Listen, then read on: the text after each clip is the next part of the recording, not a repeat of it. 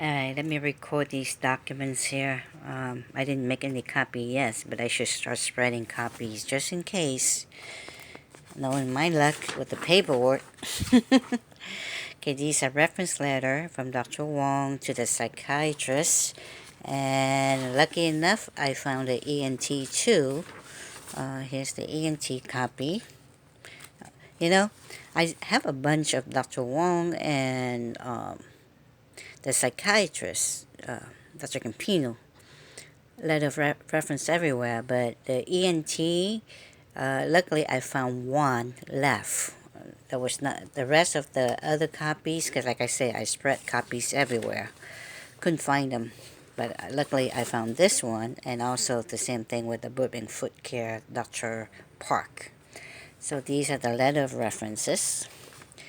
Then I have the last Frank Lenterman region report that Tina Hartchen no longer there. She actually quit. There was no letter of notice that she's quit, so we don't know why she left. But we have a new social worker, well, they call coordinator, service coordinator at Frank Lenterman region, and this is around November, December 2014. This is her last review with Frank Lenterman region, and the service coordinator is Tanya Kochachian, which is, I learned that she's only been there for like 2 years, and then she also left Frank Lenterman region.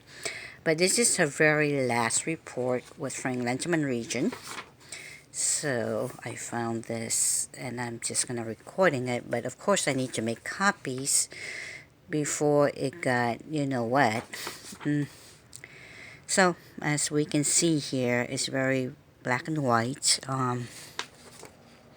Talk about her hospital visit and her regular doctor appointments, her mental issues, and with Dr. Campino here. Trang is always known for her tantrums. I mean, everybody knows Trang knows that she has a history of tantrums. So this also noted here. And also,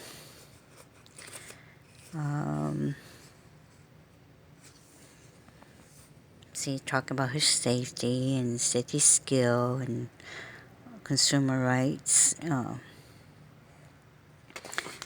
And then talking about living condition here. So everything is here. About Trang, this is the last report. It's also about the doctor, the dentist here. Let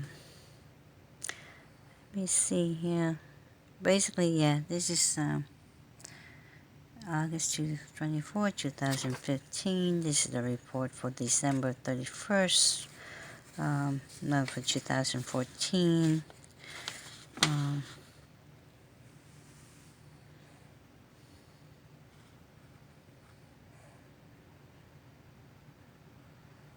Right here.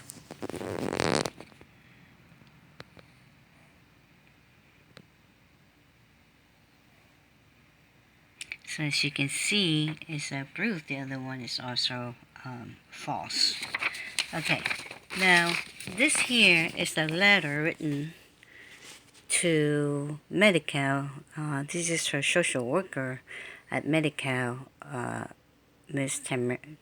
Tamara James. This is the Medi-Cal regional office in Hawthorne that you cannot personally go there. This is where my grandma gave me the money directly, but with the purpose I wanted to use it, the purpose to use it for Trang. So I kind of consider like indirectly give, because I want to set aside for Trang, and to avoid any of her Medi-Cal cutoff, whatever. I actually wrote a letter to inform Miss Tamara James. Of course, never heard of her response, but her Medi-Cal got approved, so I didn't think anything big deal about it. But until they make it such a big deal, like I'm stealing or I'm lying or something like that.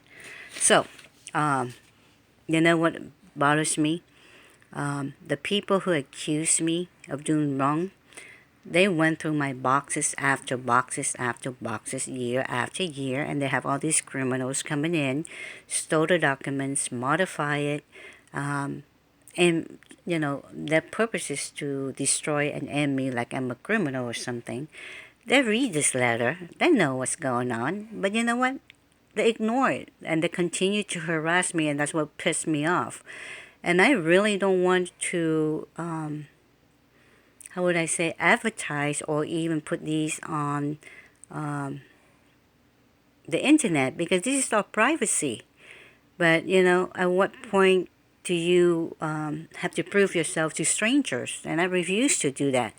But every time I upload this for me, for my record, because they keep going here and they keep deleting and they keep stealing documents, so I have to start spreading information here and there just for the trace of it in case something happened. And yet they continue to delete it. But what bothers me is, by reading this letter, they should have known better. But yeah, they continue to harass, they continue to accuse for accusation, they continue to torture me mentally, not to mention emotionally, how they're going to take my sister away, and how they poorly treat her under health care, play all kind of games. Just at the last report of her lab work, if they're honest about it, then Quest Diagnostic should already send out the lab tests for her thyroid and also for her CBC counts. But you know what? I received none. I received none at all. Um, what are they hiding? What are her real numbers? You know, this is what really concerning me, because I feel that my sister received poor quality of health care. Um, who do you trust? I mean, what's the point having a doctor where you have to question his or her services twice, and you have to do your own research? And I'm not qualified to do that. I'm qualified to care for her needs every day. Bathing, feeding her, make sure her emotionally stabilized. Where she can communicate with me, where she has no experience of tantrums anymore, and if she's upset, what's bothering her. I'm not qualified to be a psychiatrist. I'm not qualified to be a doctor. And this is where I place my trust in them to provide quality care for her. But yet, what do? They constantly harassing me, acting like I have done something wrong, drive my mind crazy, trying to figure out what the hell is going on. And once I figure it out, instead of stopping the game, they continue to play with the game. And then, now it's no longer just accusing me, but now it's more like a concern.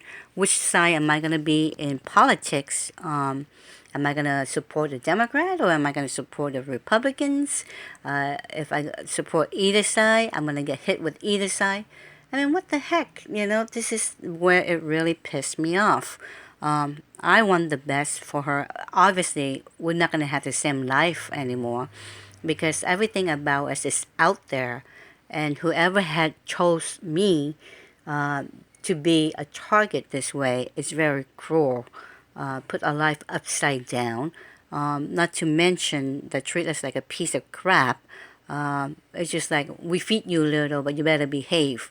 So, for 2 months now, I have not even submit my timesheets, because the game they play with the timesheet too. I know they're bogus about how carry the hours and the work weeks, but when it's a different pay period, different month, it's supposed to be reset to zero. But yet they keep playing the game. First violation, nope. Now I have no more violation. Then they're playing the same game. Then they try to frame me again. Who know what the hell they try to frame me with? But you know what? One thing they don't know, that when they put you on 24/7 hours a week, I mean a day, and with the maximum hours, no matter how does you do your work, how it is, as long as you get your job done, it still go around to the same maximum hours. So I don't know what kind of frame they try to frame me with, but I'm so sick of this shit. I don't want to play their game anymore. I want them to leave us alone, leave alone.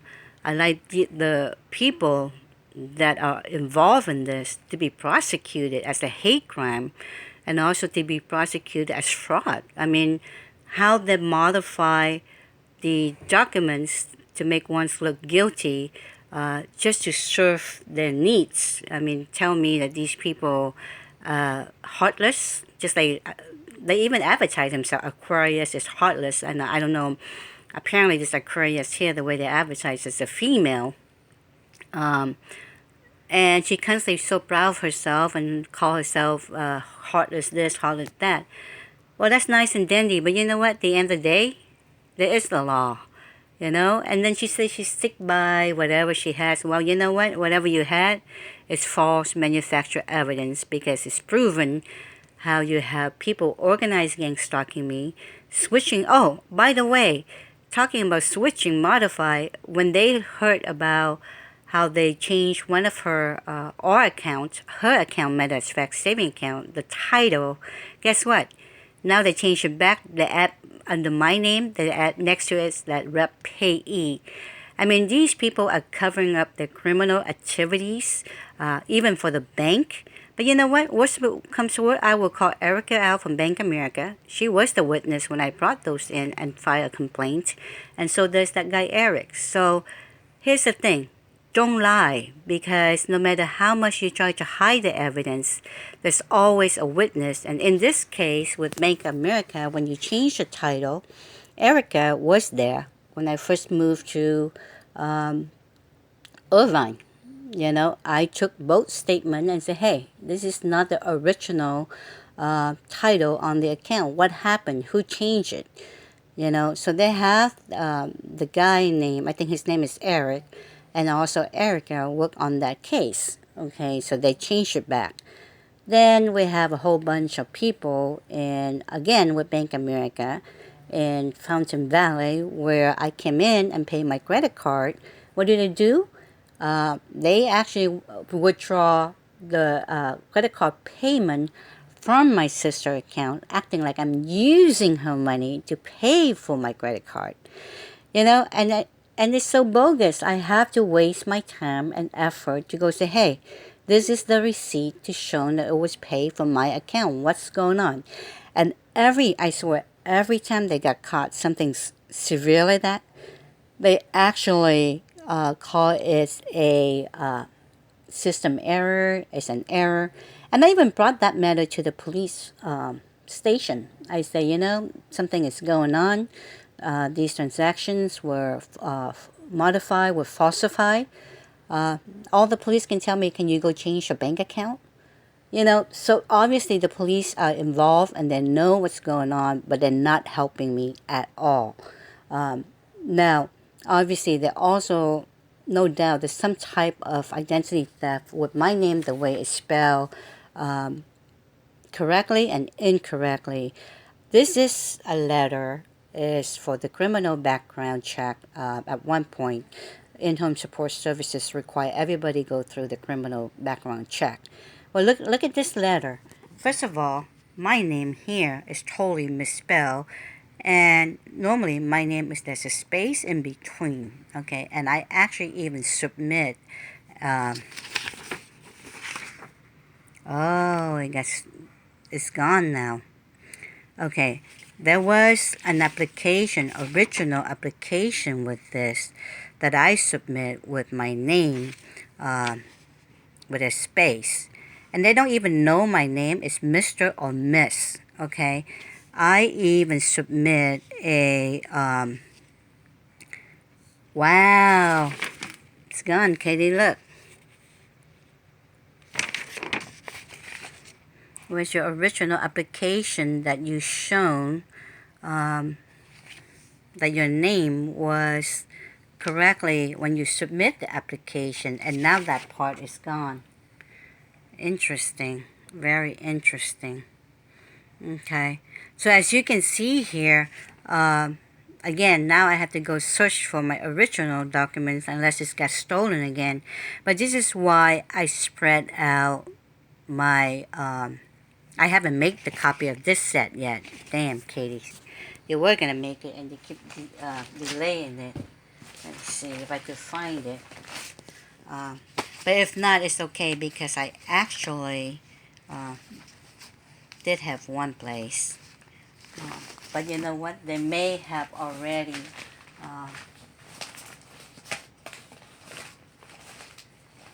modify that too.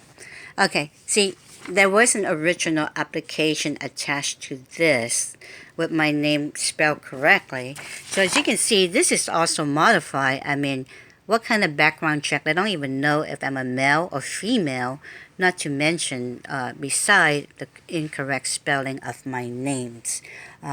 So you can tell right here it's nothing more than just the bogus. So anyway, let me see if I could find that my application. I can see it's missing right here, see? Because it's attached to it, but now it's only the top letter and the application is pretty much gone. So who knows what else to do next with that. But then again, whoever behind this is very vicious people. These people know they have done wrong. They don't, uh, you know, accept what they have done wrong to us. They continue to cover it up, and the more they cover it up, it shows that the more they are lying and very malicious, uh, trying to frame me for whatever their purpose. But basically, I would say, mainly, I would say that they just try to cover up their criminal activities. Okay, let me see if I could find my original one here now. Now that it is gone, it was attached to the CKD. You should have make copies of it right away, but now it's too late now. Okay, well, we'll see.